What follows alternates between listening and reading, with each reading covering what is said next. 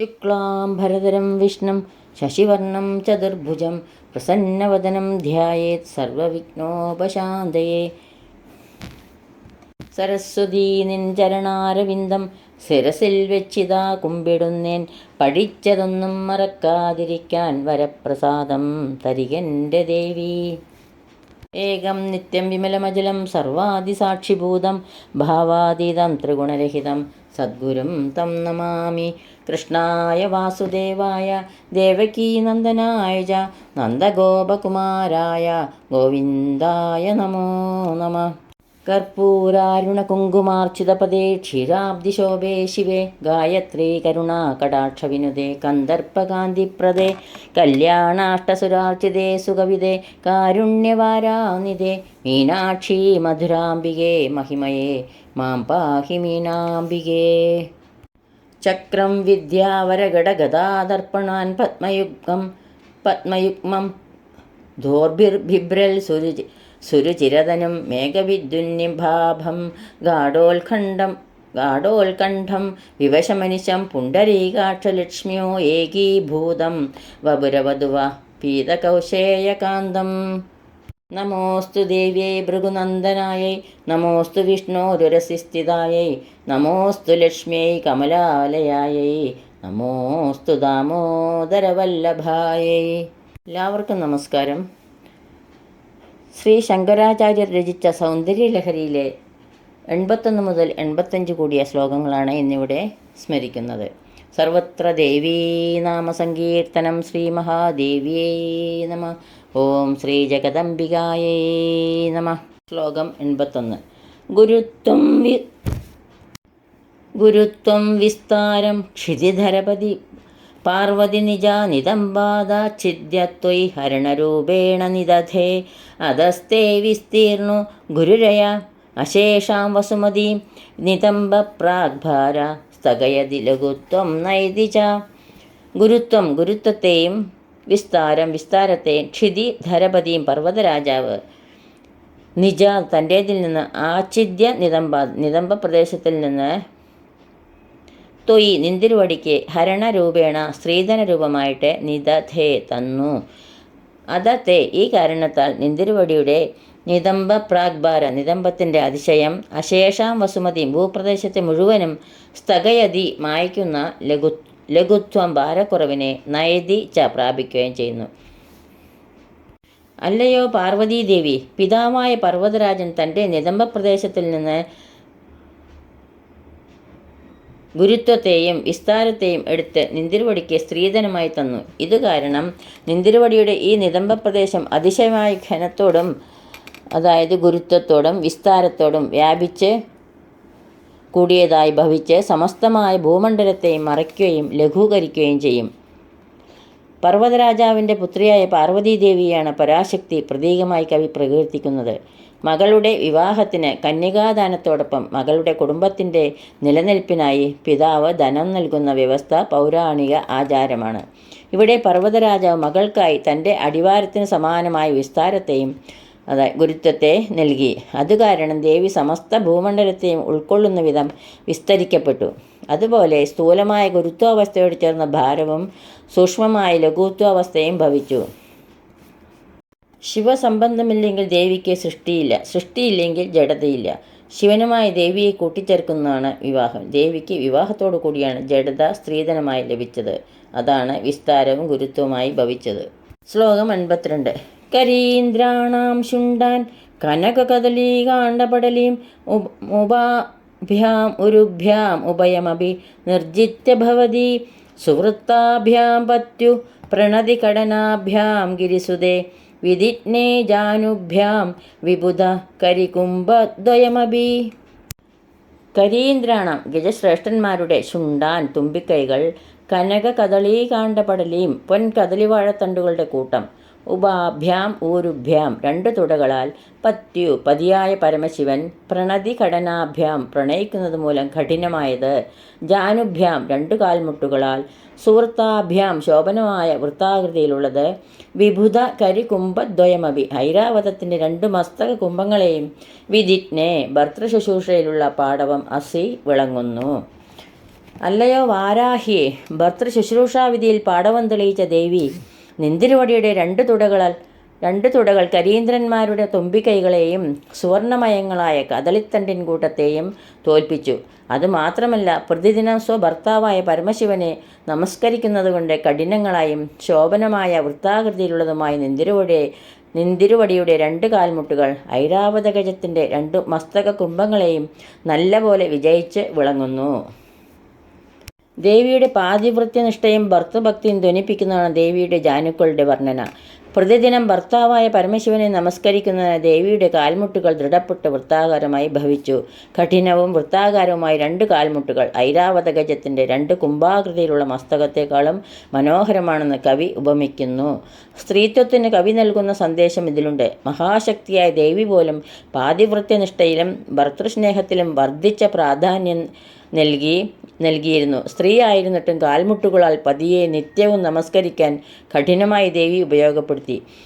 ദേവി ഭർതൃസ്നേഹത്തിനായി അനുഷ്ഠിച്ച കഠിനത്വം ഭക്തൻ്റെ ദേവീ സാമീപ്യത്തിനായി ഉത്കണ്ഠയോടെ സാധനാനിഷ്ഠനാകാനാണ് ഈ ശ്ലോകത്തിലൂടെ കവിയുടെ നിർദ്ദേശം. ശ്ലോകം 83. പരാജേതം രുദ്രം ദ്വിഗുണശരഗർഭൗ ഗിരിസുതേ നിഷംഗൗ ജംഘേ തേ വിഷമവിശിഖോ ബാടമകൃത യദഗ്രേ ദൃശ്യന്തെ ദശശരഫലാപാദയുഗളി നഖാഗ്രച്ഛത്മാന സുരമകുടശാണൈകനിശിത.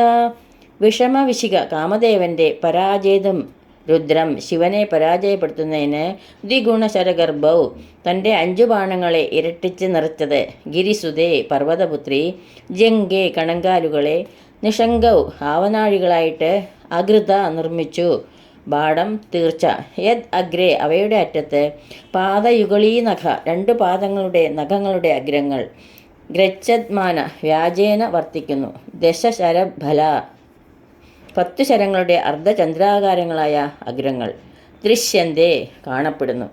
അല്ലയോ സർവഗുണപ്രദായിനി, രുദ്രനെ തോൽപ്പിക്കാനായി കാമദേവൻ തൻ്റെ 5 ബാണങ്ങളെ ഇരട്ടിച്ച് 10 നിറച്ച് വെച്ചിരിക്കുന്ന 2 ആവനാഴികളായിട്ട് നിന്തിരുവടിയുടെ കണങ്കാലുകളെ കാമദേവനാൽ സൃഷ്ടിച്ചു. എന്തുകൊണ്ടെന്നാൽ അവയുടെ അറ്റത്ത് ദേവന്മാരുടെ കിരീടങ്ങളാകുന്ന ചാണങ്ങളിൽ തന്നെ തേച്ച് മൂർച്ച കൂട്ടിയവയും 2 പാദങ്ങളിലെ നഖാഗ്രങ്ങൾ എന്ന വ്യാജേന ഇരിക്കുന്നവയും ആയ ശരങ്ങളുടെ അർദ്ധചന്ദ്രാകൃതിയിലുള്ള അഗ്രങ്ങൾ കാണപ്പെടുന്നു.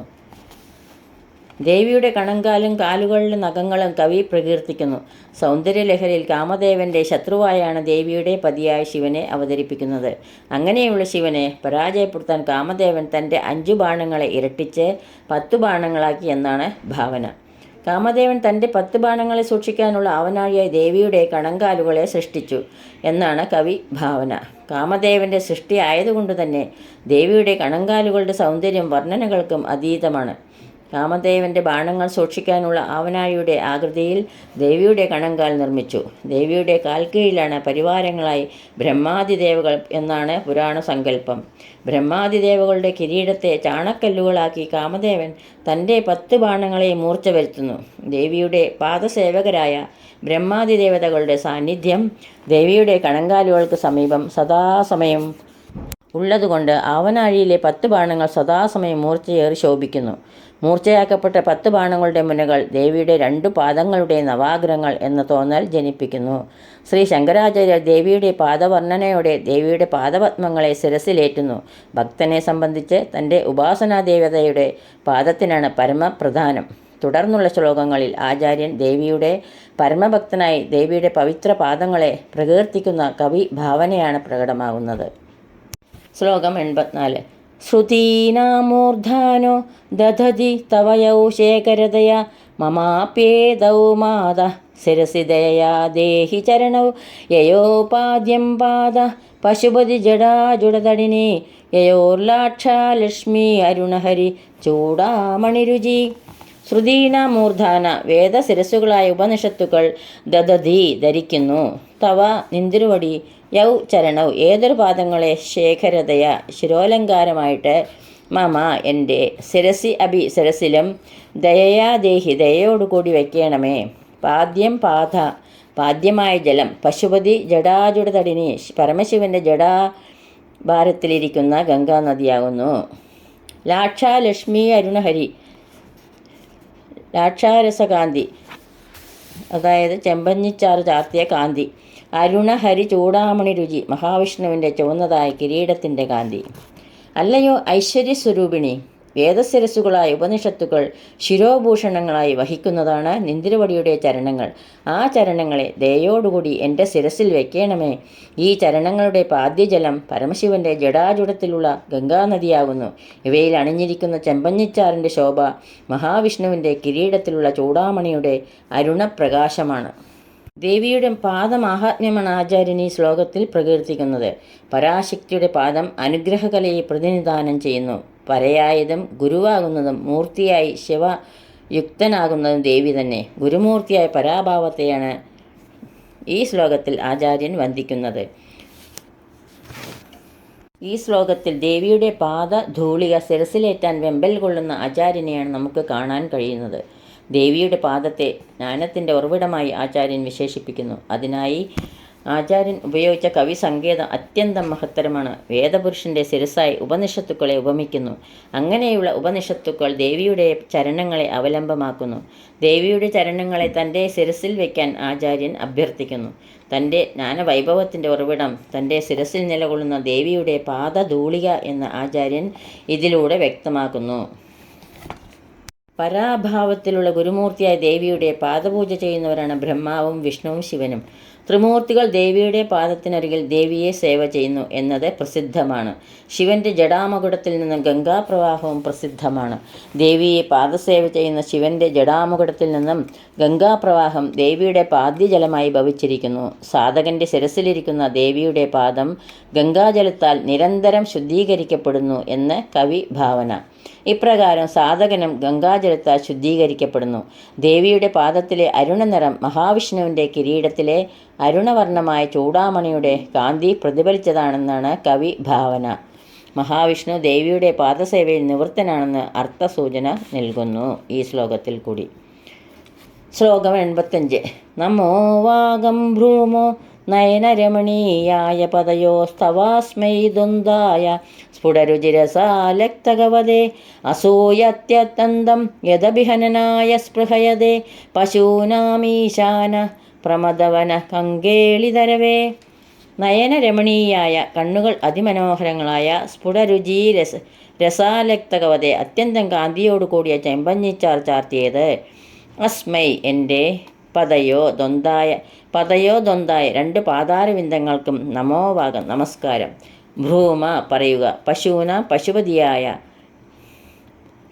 അസൂയത്യന്തം യദഭിഹനനായി ഏതൊരു പാദങ്ങൾ കൊണ്ട് ചവിട്ടേൽക്കുന്നതിനായി, സ്പൃഹയതേ ആഗ്രഹിക്കുന്നു, അത്യന്തം അസൂയതി ഏറ്റവും അസൂയപ്പെടുന്നു. അല്ലയോ സർവ്വ ഐശ്വര്യപ്രദായിനി, കണ്ണുകൾക്ക് അതിമനോഹരങ്ങളായും ആനന്ദകരവുമായി ശോഭിക്കുന്ന നിന്തിരുവടിയുടെ ചെമ്പഞ്ഞിച്ചാറ് ചാർത്തിയിരിക്കുന്ന രണ്ട് പാദങ്ങളിലായി ഞങ്ങൾ നമസ്കരിക്കുന്നു.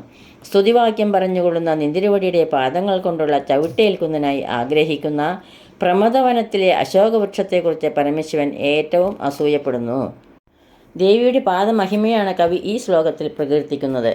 അനുഗ്രഹകല പ്രദാനം ചെയ്യാൻ കഴിയുന്നതാണ് ദേവിയുടെ പാദങ്ങളുടെ മഹത്വം. ഇവിടെ കവി ദേവിയുടെ പാദപത്മങ്ങളെ വണങ്ങിക്കൊണ്ടാണ് ദേവിയുടെ പാദങ്ങളുടെ പ്രകീർത്തനം ആരംഭിക്കുന്നത്. അരുണനിറത്തോടുകൂടിയ ദേവിയുടെ പാദകമലത്തെയാണ് കവി വർണ്ണിക്കുന്നത്. ദേവിയുടെ പാദങ്ങളുടെ നിറം സൗന്ദര്യലഹരിയിൽ മുഴുവൻ ശ്ലോകത്തിലും ചുവപ്പ് നിറത്തോടു കൂടിയതാണെന്ന് സ്പഷ്ടപ്പെടുത്തുന്നു. ചുവപ്പ് രജോഗുണപ്രധാനമാണ്. പരമൂർത്തിയായി ഭവിച്ചതാണ് മഹാത്രിപുരസുന്ദരി. ഭൗതിക ലോകത്തിൻ്റെ നിലനിൽപ്പിന് രജോ ഗുണവും അനിവാര്യം തന്നെയാകുന്നു. അങ്ങനെയുള്ള രജോ ഗുണപ്രതീകയായ ദേവിയുടെ പാദങ്ങളെയാണ് കവി നമസ്കരിക്കുന്നത്. ദേവിയുടെ പാദസ്പർശനത്തിൻ്റെ മഹത്വം പ്രകീർത്തിക്കാൻ കവി അശോകമരത്തെയും പശുപതിയായ ശിവനെയും അവലംബമാക്കുന്നു. സ്ത്രീകളുടെ പാദസ്പർശം ഏൽക്കുന്നത് കൊണ്ട് പുഷ്പിക്കുന്നതാണ് അശോകമരമെന്നാണ് പ്രസിദ്ധമായ കവി ഭാവന. കാളിദാസൻ ഈ കവി ഭാവനയെ മാളവികാഗ്നിമിത്രം എന്ന കൃതിയിൽ ഉപയോഗപ്പെടുത്തിയിട്ടുണ്ട്. ഇവിടെ കവി ശിവനെ പശുപതി എന്നാണ് വിശേഷിപ്പിക്കുന്നത്. പശു എന്നാൽ ജീവവർഗം. ജീവവർഗത്തിൻ്റെ പതിയാണ് ഇവിടെ ശിവൻ. അങ്ങനെയുള്ള ജീവൻ ദേവിയുടെ പാദസ്പർശത്താൽ തൻ്റെ ജീവവർഗ പരിപാലനത്തിനായി ആഗ്രഹിക്കുന്നു.